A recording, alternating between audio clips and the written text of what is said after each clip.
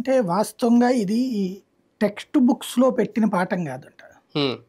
Extra curricular యాక్టివిటీస్లో ఇచ్చినటువంటి పాఠం. హ్మ్. ఎక్స్ట్రా కరికులర్ యాక్టివిటీస్ అంటే ఇదివరకు మనకి ఈ క్రాఫ్ట్ అని లేకపోతే డ్రాయింగ్ జీకే అని అవును. హ్మ్. ఇట్లాంటివి పెడతారు కదా, అవును. అట్లా జీకేలో హ్మ్. ఇందులో నాకు అనిపించింది ఏంటంటే ఆ వార్త చూసినప్పుడు మతపరమైనటువంటి ఫీలింగ్ వాళ్ళకి. హ్మ్. అది హ్మ్. సింధీ స్కూల్. అవును, సింధీ స్కూలు. ఈ అమ్మాయి కూడా సింధీ సామాజిక వర్గం సంబంధించి. అది హ్మ్. అంటే హ్మ్. సింధీ పాఠశాల అయ్యేటప్పటికి హ్మ్.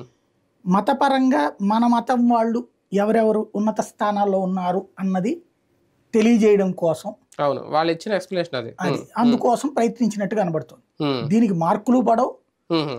ఇది పాఠ్యాంశం కూడా కాదు. హ్మ్. హ్మ్. ఎక్స్ట్రా కరికులర్ యాక్టివిటీస్లో హ్మ్. మనకి పెద్దల పేర్లు చెప్తుంటారు కదా, వాళ్ళ గురించి ఇప్పుడు గాంధీ గారి గురించి గాంధీ. అట్లాగా. అవును.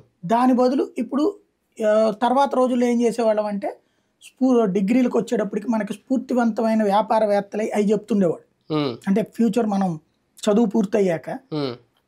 ఎదుగుదల కావాలి అంటే కష్టాలు నష్టాలు పడి హ్మ్. ఎలాగ వెల్ సెటిల్డ్ అయ్యారు కొంతమంది అన్నటువంటిది ఎక్స్ప్లెయిన్ చేస్తుండేవాడు. హ్మ్.